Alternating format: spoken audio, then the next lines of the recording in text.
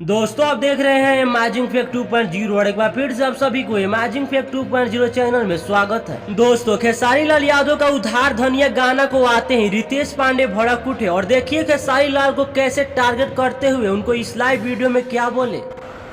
वो अच्छा नहीं बोले। आपकी जितनी उम्र है उससे कहीं ज़्यादा दिनों के से पवन भैया गाना गा रहे हैं और मेरे ख्याल से आपको म्यूजिक का जरा भी समझ नहीं है।